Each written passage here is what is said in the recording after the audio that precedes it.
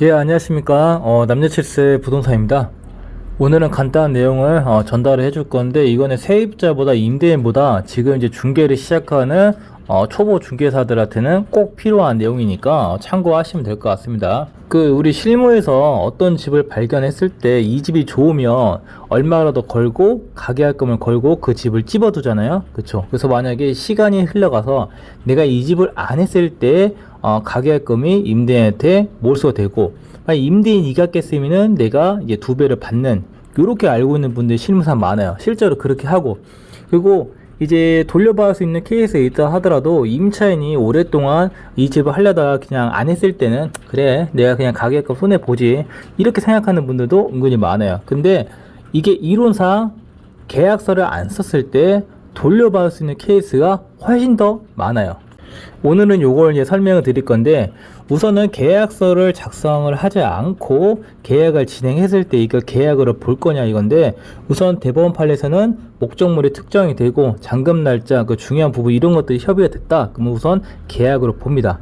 계약으로 봤을 때는 이제 가계약금을 못 돌려받을 수가 있습니다. 요거는 참고하시면 될 것 같고, 그래서 우리 실무상 가계약금을 걸었을 때 야 당사자한테 뭐 임차인 임대인한테 따로 문자를 하지는 않아요.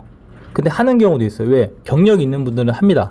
그래서 목적물 조건 내용 다 써가지고 만약에 위반했을 때는 뭐 계약금이 몰수가 되고 임대인은 2배를 물어준다는 내용도 같이 전달도 합니다. 그래서 이걸 동의하게 되면 뭐 신분증이나 이걸 동의하게 되면 이제 계약금이나 뭐 가계약금 입금해주세요, 이렇게 문자를 보냈는데, 요거 한번 보시겠어요?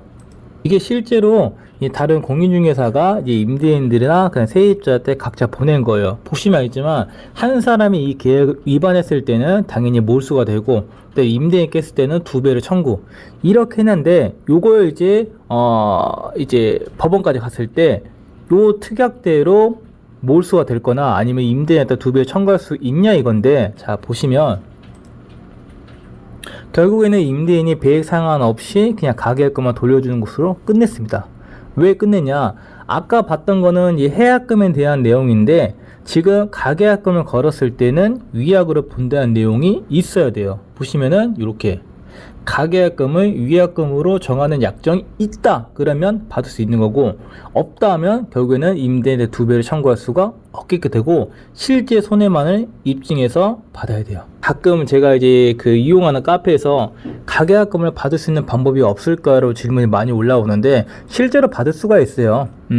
실제로 받을 수가 있고, 이 세입자가 가계약을 걸어서 내가 며칠 동안 손님을 방을 못 보여주고 좀 피해를 입은 실제 피해만을 이제 그 가계약금에서 좀 빼갈 수는 있겠지만, 어쨌든 가계약금에 대해서는 돌려줘야 합니다. 자, 그래서 지금 이제 경력이 좀 있거나 그리고 이제 액수가 좀 크면은 요걸 작성하는 게 좋아요. 목적물, 조건, 그 다음에 입금한 이제 입금액이면 되고, 가계약금은 가계약금이라고 표시를 하면 됩니다. 그래서 잔금 날짜 쭉 쓰고 나서는 밑에 특약에다가 이 계약을 만약에 당사자가 한 명이라도 깨게 되면은 이제 임차인은 입금액의 전부를 포기, 그리고 임대인은 입금액의 뭐 배액 배상을 한다. 그래서 이 내용이 중요해요. 입금액을 위약금으로 본다. 요 내용이 가장 좋습니다. 그래서 이제 이 내용 말고도 요렇게 써도 돼요. 계약 체결 후 매도인 매수인이 어느 한쪽이 계약을 불이행한 경우는 가계약금을 위약금으로 본다는 내용을 써놓으면은, 임차인이 만약에 계약을 깼다 그러면 이제 가계약금을 임대인이 끌고 갈 수 있는 거고, 만약 임대인이 깼다 그러면은 내가 냈던 계약금의 2배를 받을 수가 있는 거죠.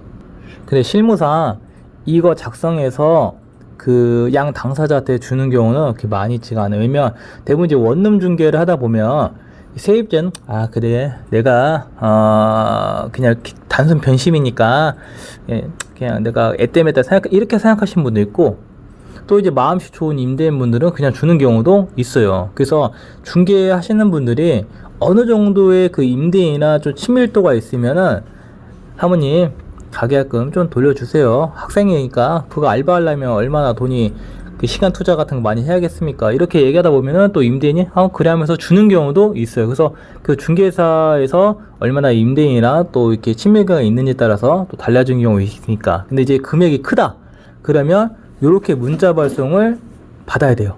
그래서 요 부분은 세입자 임대인보다 이제 중개사를 시작하는 분한테는 꼭 이거 알아뒀으면 하는 내용이니까 참고하시면 좋을 것 같아요.